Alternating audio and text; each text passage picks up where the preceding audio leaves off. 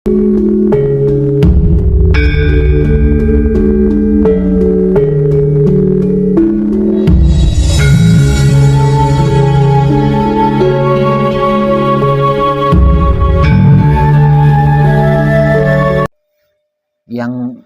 manunggal jati mulai malam ini ada berapa orang?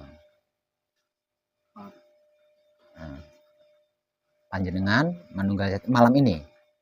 Panjenengan manunggal jati. Bapaknya juga manunggal jati. Manunggal jati.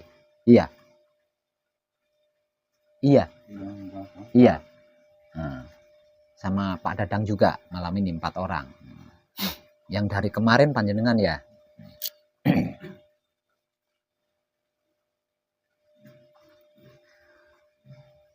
Artinya panjenengan berlima itu sudah sampai di tahapan yang paling sulit. Ya. Tahapan paling sulit adalah manunggal jati. Tahapan paling rumit adalah manunggal jati. Dan saya tidak minta apa-apa sama panjenengan. Saya cuma minta kesungguhan panjenengan. Kalau panjenengan bersungguh-sungguh, tidak ada yang sulit, tidak ada yang rumit.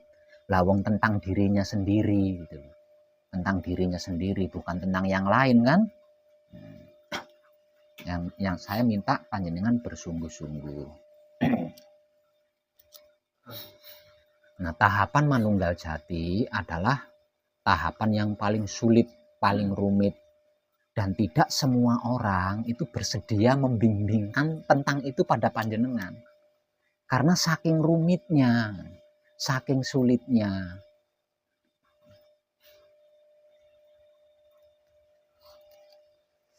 Nah, terus pertanyaan saya buat panjenengan yang manunggal jati sejak kemarin. Panjenengan mengalami kesulitan apa tidak? Kesulitannya kadang nggak bisa menggiring terus. Mana ada sistem menggiring itu, mana ada, kan nggak ada. Nah, berarti jenengan salah paham nih. Lah, yang mulai manunggal jati malam ini mengalami kesulitan apa tidak? Bener. Mengalami kesulitan apa tidak panjenengan? Boten. Bener loh ya. Nah, ini rumit sekali ya. Ini rumit sekali loh. Kalau panjenengan yakin tidak mengalami kesulitan, ya saya seneng banget gitu loh. Saya seneng banget. Tapi kalau sampai mengalami kesulitan atau ada yang belum dipahami, nah saya minta tolong nih sama panjenengan.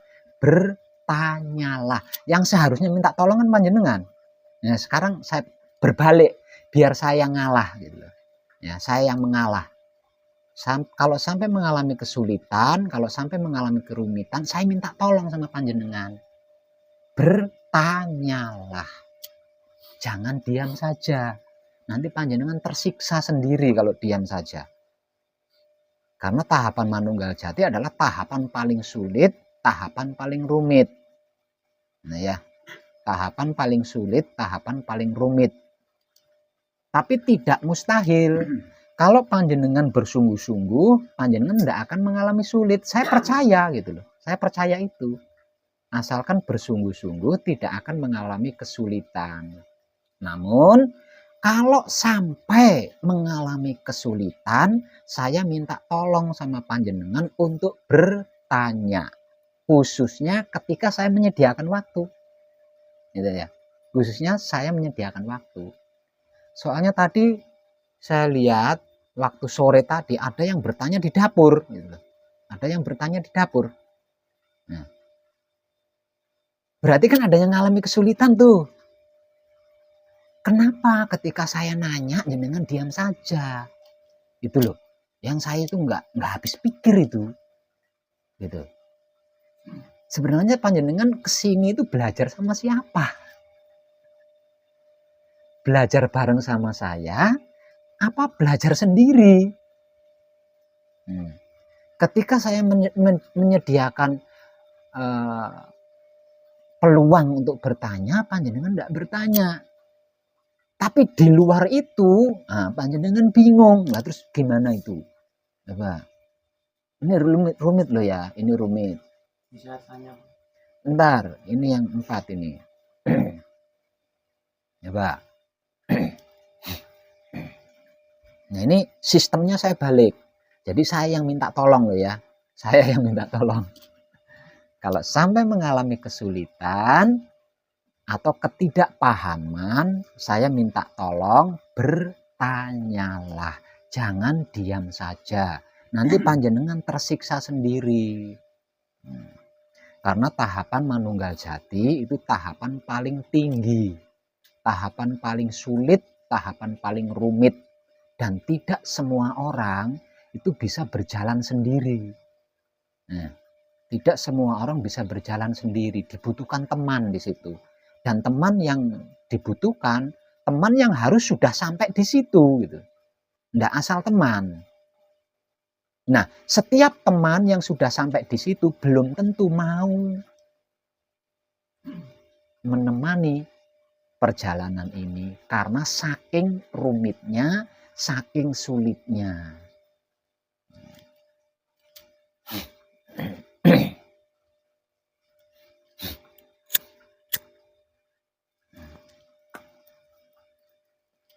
Lah untuk panjenengan yang manunggal jati sejak kemarin, apa yang mau ditanyakan coba? Kesulitan saya untuk merasakan manunggalnya yang dari otak ke jantung sampai ke hotspot, titik yang lain itu saya tidak bisa merasakan sebetulnya. Kadang hilang, kadang ada gitu, kadang hilang terus gitu, nggak bisa. Ya berarti panjenengan bisa merasakan. Lawang tahu hilang, ya kan? Lah itu tahu hilang itu? Hilang pas kadang patah. Berikutnya nggak ketemu. Namanya juga orang sedang belajar. Nah kalau selalu bisa berarti sudah ahli. Namanya orang belajar ya seperti itu.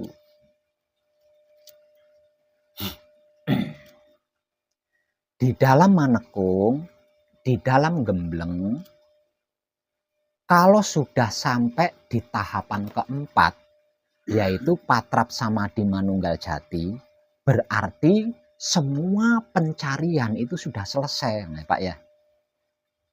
Semua pencarian, kalau panjenengan pernah mencari sesuatu, ketika panjenengan mencapai tahap keempat, yaitu manunggal jati, berarti pencarian itu sudah selesai. Pencarian itu sudah panjenengan ketemukan.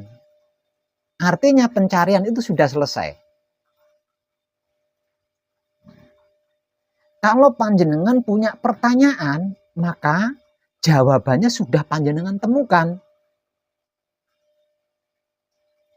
Artinya pertanyaan pun sudah selesai. Tapi saya belum menemukan apa yang saya cari, Pak Web.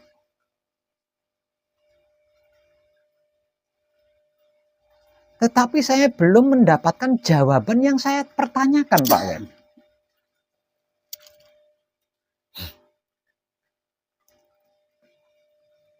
Sekarang saya nanya, usia panjenengan berapa?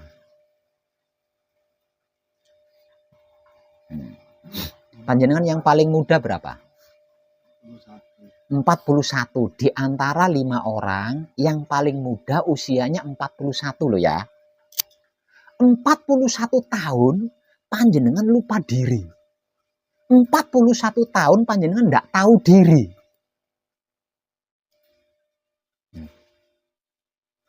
Bagaimana mungkin? Hanya beberapa menit panjenengan patrap samadhi manunggal jati minta tahu apa yang panjenengan cari.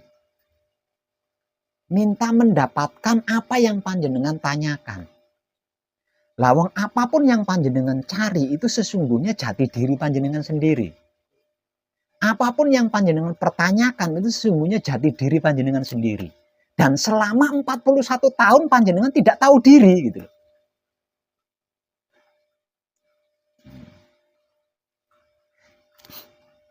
Satu, Yang kedua,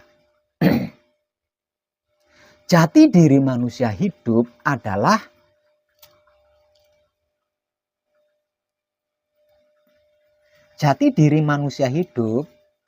secara awam disebut-sebut sebagai kitab Lauhul Mahfud. Ya, secara awam disebut-sebut sebagai kitab Lauhul Mahfud. Kitab Lauhul Mahfud yang bisa menyentuh itu adalah hidup kita. Yang bisa membuka itu adalah hidup kita. Yang bisa membaca juga hanya hidup kita.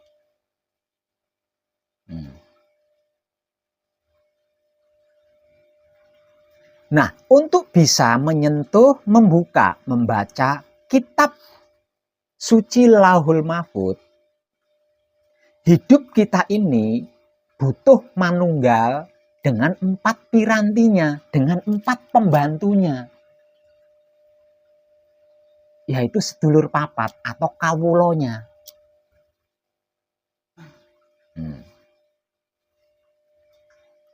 Setelah hidup kita manunggal dengan kawulonya, setelah hidup kita manunggal dengan 4 pirantinya atau 4 pembantunya, maka dibutuhkan diam. Walaupun hidup kita sudah manunggal dengan kawulanya, sudah manunggal dengan pirantinya atau 4 pembantunya, kalau tidak diam tetap hidup kita tidak bisa menyentuh, membuka, dan membaca kitab Lauhul Mahfud.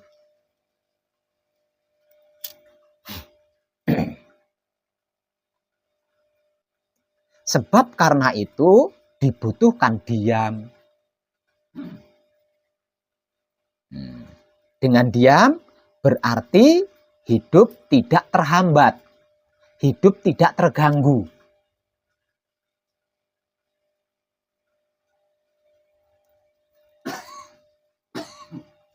Untuk bisa diam,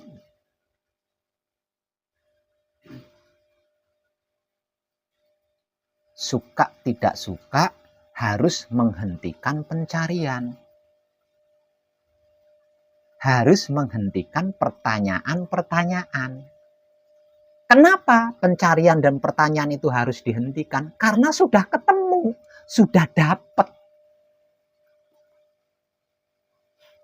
Tinggal menyaksikan.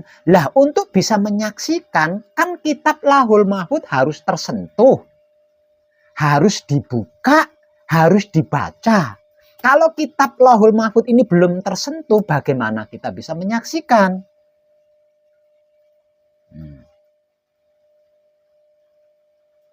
Kesimpulannya, Patrap Samadhi Manunggal Jati adalah diam.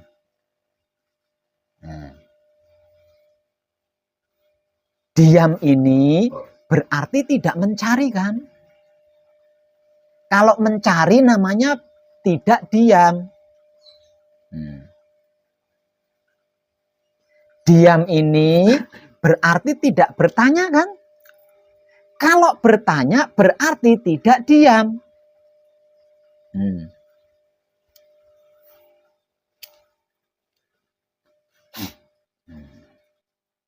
Jadi ketika panjenengan melakukan Patrap Samadhi Manunggal Jati, jangan coba-coba mencari-cari. Jangan coba-coba mencari-cari. Atau mengalami sesuatu hal, kemudian panjenengan bertanya-tanya. Atau tidak mengalami suatu hal, panjenengan bertanya-tanya. Kalau itu panjenengan lakukan, berarti panjenengan belum diam. Tidak diam. Kalau itu panjenengan lakukan, berarti panjenengan belum diam dan tidak diam. Buktinya, lah masih bertanya. Misal contoh, di dalam samadhi. Kok di batuk saya belum ada sesuatu? Lah itu bertanya.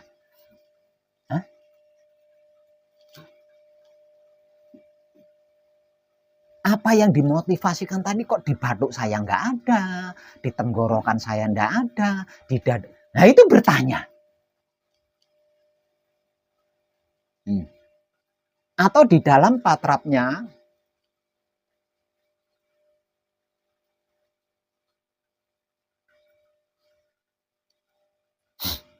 mencari-cari sesuatu yang dimotivasikan tadi yang katanya di sini itu mana? Gimana itu menurut panjenengan? Menurut panjenengan itu sudah diam belum? Nah.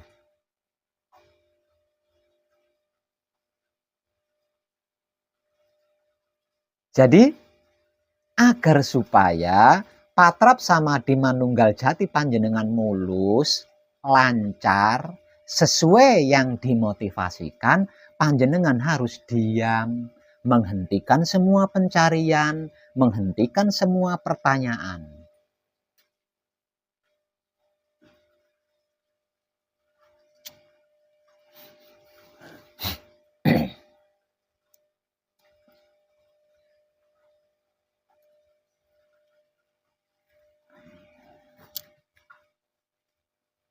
Di dalam prakteknya, patrap samadhi manunggal jati itu kan sistem menunggu.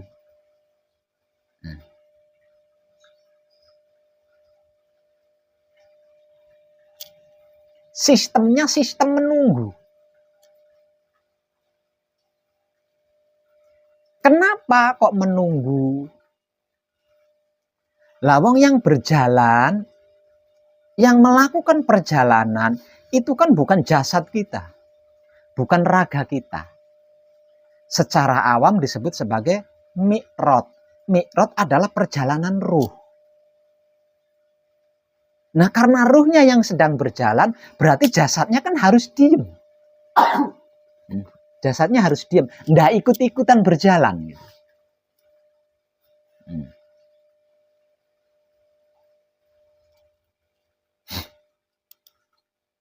Nah kalau jasadnya, raganya tidak diam, tidak akan mungkin raga kita bisa merasakan perjalanan ruh.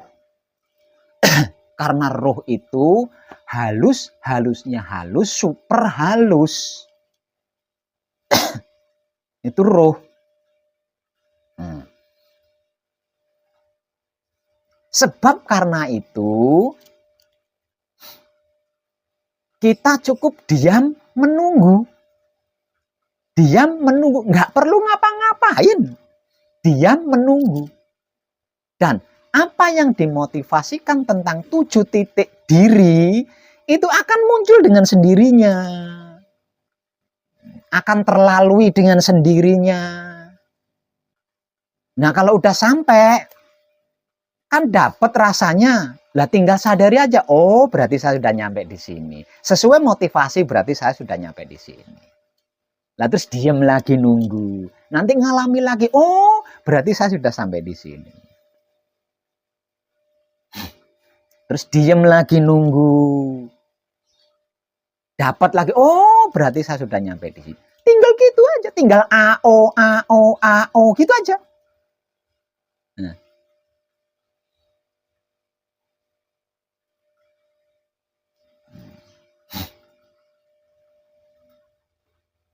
Nah panjenengan enggak.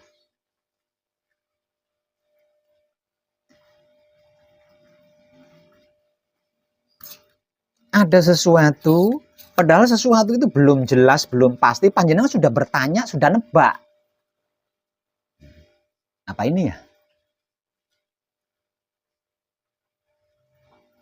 Artinya panjenengan enggak diam gitu loh. Panjenengan tidak diam. Ada gremet-gremet di batuk, jenengan udah nebak-nebak. Kok rasanya beda ya seperti yang dimotivasikan. Motivasinya seperti itu, tapi kok rasanya kok gremet-gremet. Gremet itu padahal itu semut itu, tapi jenengan tebak-tebak udah. Udah jenengan tebak-tebak, udah jenengan tanya-tanya udah. Ya biar. Lah terus letak diamnya di mana?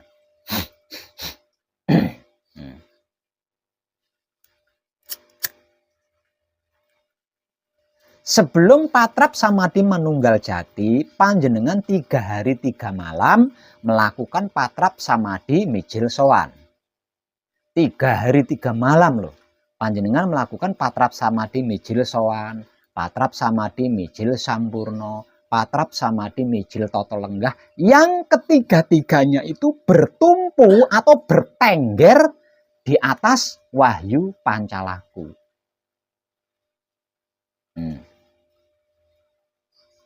Saya ulang. Selama 3 hari 3 malam sebelum patrap samadhi manunggal jati, selama 3 hari 3 malam panjenengan itu melakukan patrap samadhi mijil sowan, patrap samadhi mijil sampurno, patrap samadhi mijil toto lenggah. Dan ketiga-tiganya itu berdiri di atas wahyu pancalaku. Maka wahyu pancalaku di dalam patrapnya adalah pasrah kepada Tuhan, menerima keputusan Tuhan dan mempersilahkan kuasa Tuhan. Ingat enggak?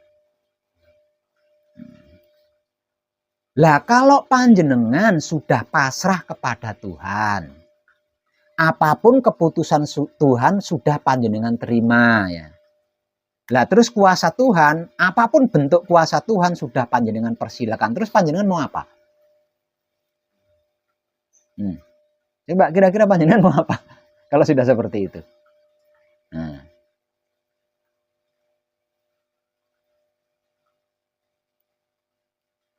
Nah sekarang panjenengan sudah sampai di tahapan keempat. Yaitu patrap samadhi manunggal jati. Kok tidak diam? Berarti sia-sia loh panjenengan 3 hari 3 malam melakukan kepasrahan kepada Tuhan.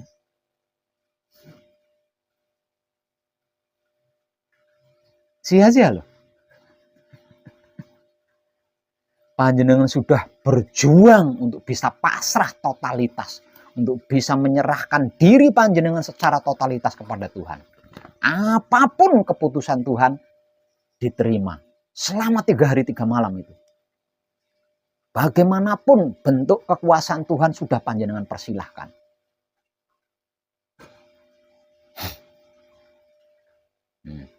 Maka mayoritas Tuhan kita maknai maha segalanya. Nah kalau sudah seperti itu, adakah sesuatu alasan yang membuat panjenengan tidak bisa diam? Kalau sudah seperti itu. Tidak ada alasan satupun yang bisa membuat panjenengan tidak diam, itu enggak ada.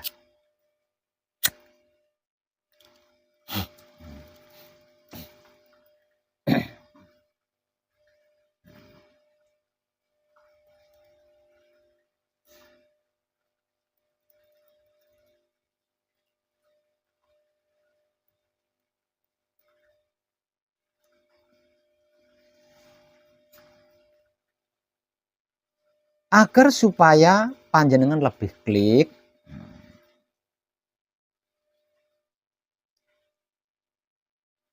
akan saya motivasikan langsung dari saya tentang patrap samadhi manunggal jati. Pertahankan, perhatikan baik-baik. Bukan berarti saya tidak percaya kalau panjenengan tidak mengalami kesulitan ya.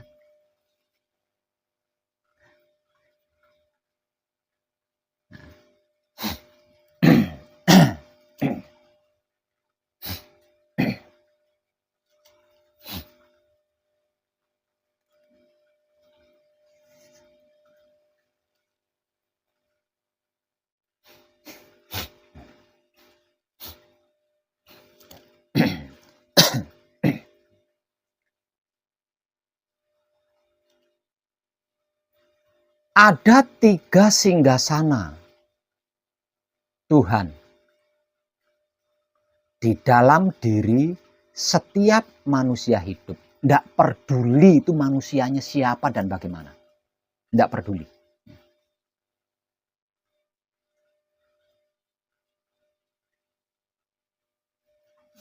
3. Singgasana Tuhan di dalam diri setiap manusia hidup ini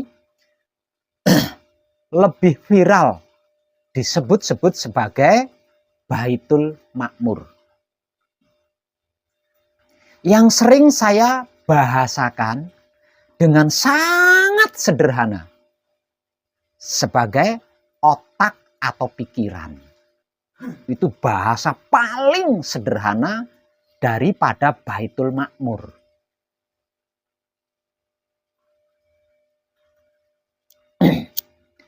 Baitul Makmur, otak atau pikiran manusia hidup, itu sesungguhnya singgasana Tuhan.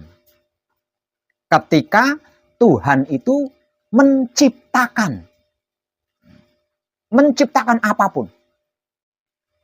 Ketika Tuhan itu menciptakan sesuatu, dia bersinggasana di dalam Baitul Makmur.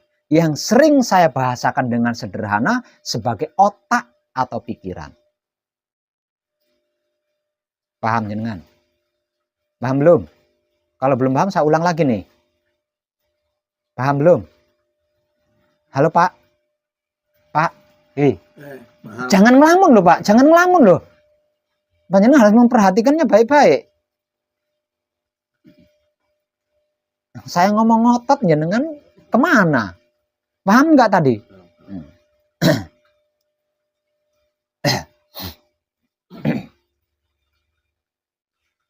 Yang kedua,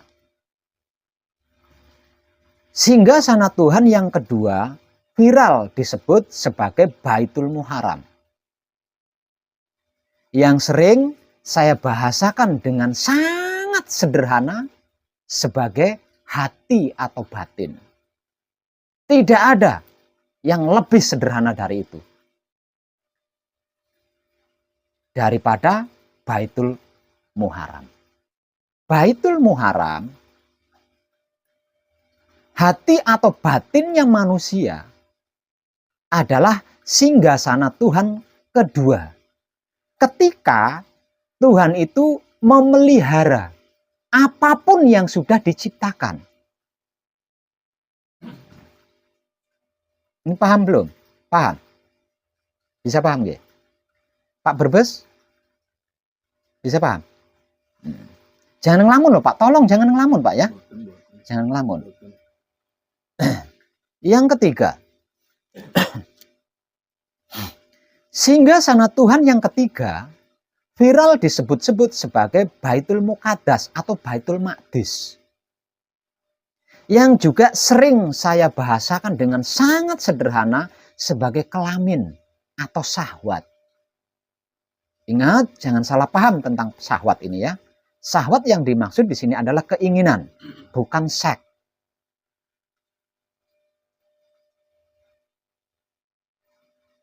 Baitul Muqaddas atau Baitul Maqdis yang saya bahasakan dengan sederhana sebagai kelamin atau syahwat ini adalah merupakan singgasana Tuhan yang ketiga. Ketika Tuhan itu menyempurnakan apapun yang dia pelihara.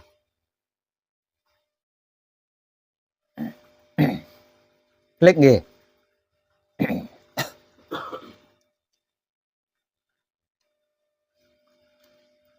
Yang kedua,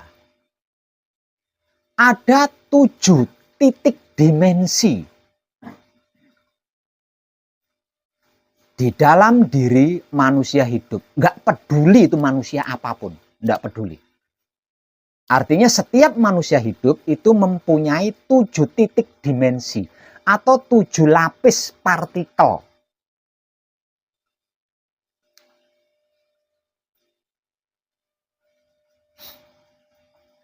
Masing-masing sebagai berikut. Titik pertama adalah titik hotspot cakra otak. Titik hotspot cakra otak ini merupakan portal atau pintu gerbang memasuki singgasana Baitul Makmur. Otak atau pikiran.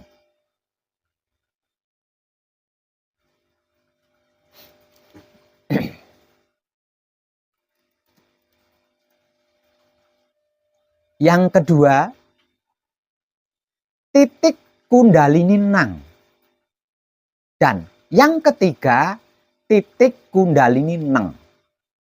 Titik kundalini nang dan neng ini merupakan pembatas antara singgasana Baitul Makmur dan singgasana Baitul Muharram. Jadi singgasana ke-1, singgasana Tuhan yang ke-1 dengan singgasana Tuhan yang kedua itu dibatasi titik kundalini nang dan neng.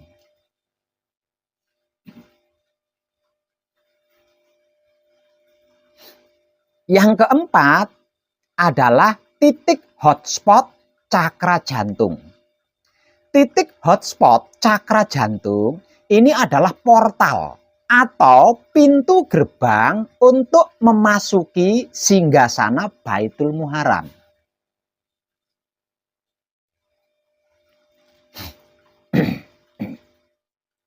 Yang kelima adalah titik kundalini neng. Yang keenam adalah titik kundalini neng ya, neng.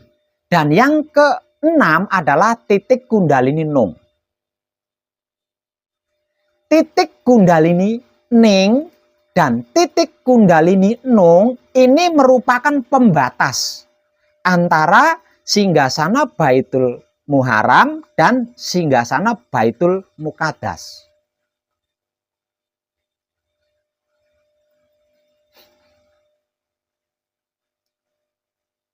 Dan yang ketujuh adalah titik hotspot cakra kelamin. Lah, titik hotspot cakra kelamin ini merupakan portal atau pintu gerbang untuk memasuki singgasana Tuhan ketiga, yaitu Baitul Muqaddas atau Baitul Maqdis.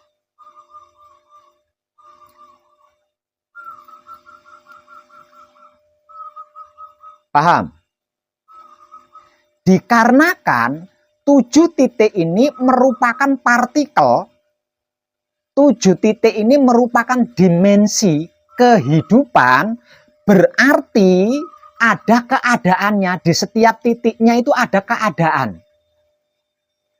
Nah, dan setiap keadaannya berarti memiliki rasa dan perasaan yang berbeda-beda. Tidak sama maksudnya. Rasanya keadaannya itu berbeda-beda.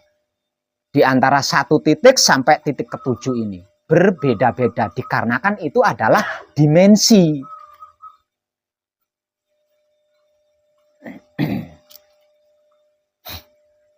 Paham?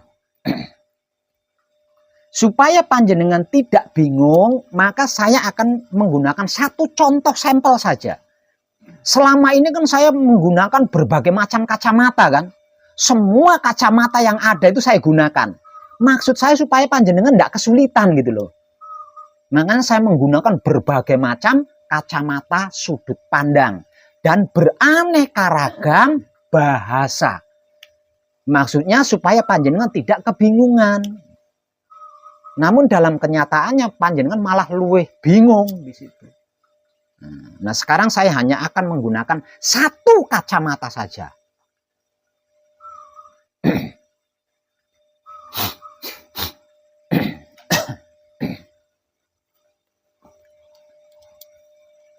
Yang pertama adalah rasa keadaan titik hotspot cakra otak. Titik hotspot cakra otak, rasa keadaannya adalah mumet. Satu sudut pandang saja ya. Mumet atau sakit kepala.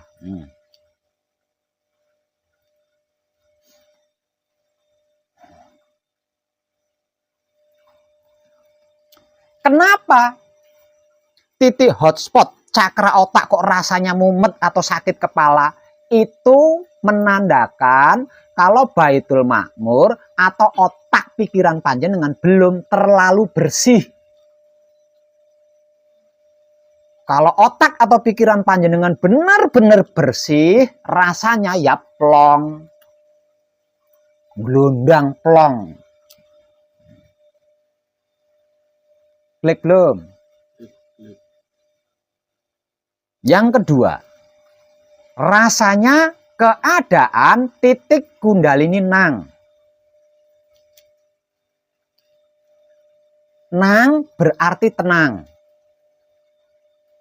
Dari istilah ini saja seharusnya panjenengan udah tahu. Bahwasanya rasanya keadaan titik kundalini nang adalah tenang. Karena nang itu maksudnya adalah tenang. Satu kacamata saja saya gunakan. Ayo. Artinya rasanya keadaan titik kundalini nang adalah tenang. Nah ini duduk perkaranya panjenengan mudeng nggak, tenang itu bagaimana? Nah. Yang ketiga adalah titik kundalini neng. Rasanya keadaan titik kundalini neng.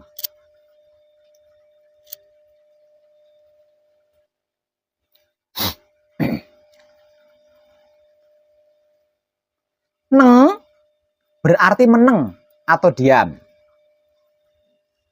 Rasanya keadaan titik kundalini neng, karena neng yang dimaksud adalah meneng atau diam, berarti rasanya ya meneng, anteng.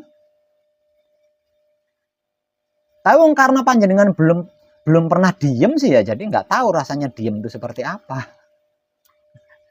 Kalau panjenengan pernah diam, panjenengan pasti tahu rasanya diam itu seperti apa. Rasanya menang itu seperti apa. Ketika panjenengan diam, panjenengan tidur. Jadi panjenengan tidak bisa merasakan tidur itu seperti apa. Nah, itu satu kacamata yang saya gunakan. Artinya rasanya keadaan titik kundalini neng adalah meneng atau diam. Soalnya saya menggunakan banyak istilah malah bingung. Nah, iya.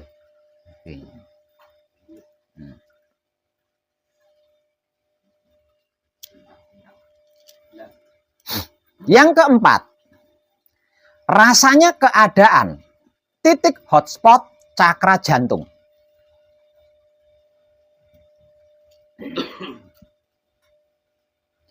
Rasanya titik hotspot cakra jantung adalah besesek atau penuh dadanya itu. Penuh dadanya.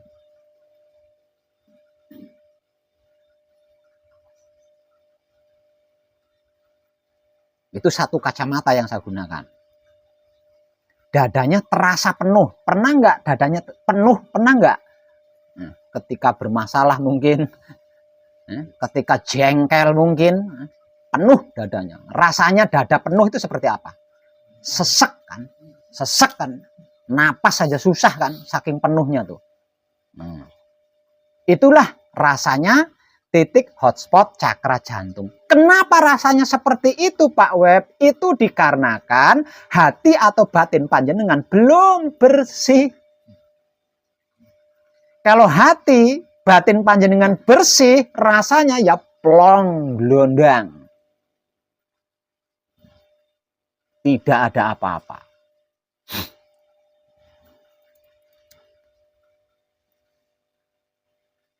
Yang kelima, rasanya keadaan titik kundalini ning. Ning berarti hening, sunyi.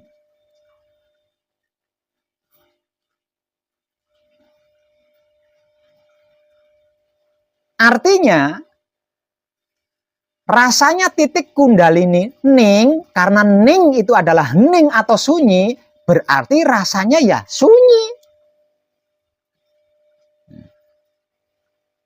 Rasanya hening, rasanya sunyi. itu kalau saya menggunakan satu kacamata saja. Kemarin malam saya menggunakan banyak kacamata itu, makanya tambah bingung. Kudunya kan malah sederhana ya. Ya kan? Oh, ketemu langsung bisa ketemu kesimpulannya. Nyatanya malah tambah bingung. Makanya saya sekarang menggunakan satu kacamata saja.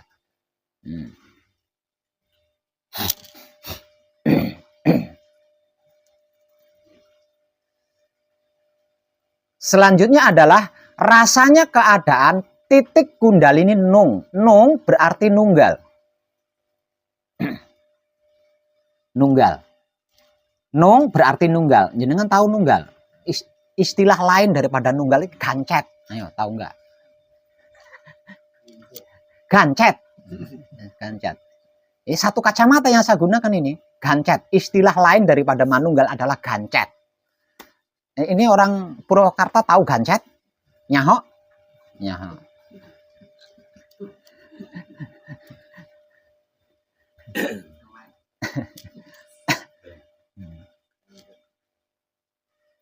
Rasanya keadaan titik kundalini nung dikarenakan nung adalah nunggal, arti maksudnya berarti rasanya titik kundalini nung adalah plong.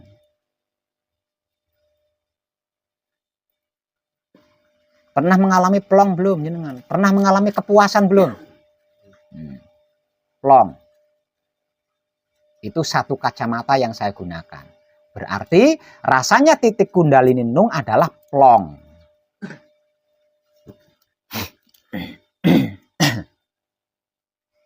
Yang ketujuh adalah rasanya keadaan titik hotspot cakra kelamin.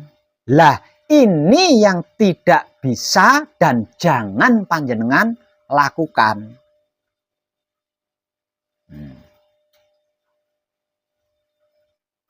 Karena saya tahu apa Pak Web, kelamin atau syahwat panjenengan masih belum bersih.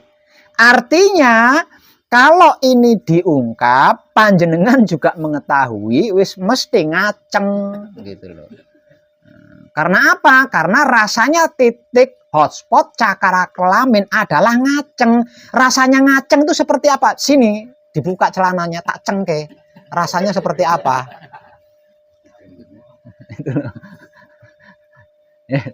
Rasanya titik hotspot cakra kelamin yang ngaceng gitu. Nah, rasanya ngaceng tuh piye ya, supaya ndak katanya harus buka celana saya ngaceng-ngaceng ke. Nah, itu kalau satu kacamata yang saya gunakan. Paham nggih? 7 titik rasa keadaannya masing-masing, paham nggih? Dan semuanya itu tidak perlu panjenengan cari. Ndak perlu panjenengan tanya. Ndak perlu panjenengan tebak-tebak. Cukup diam.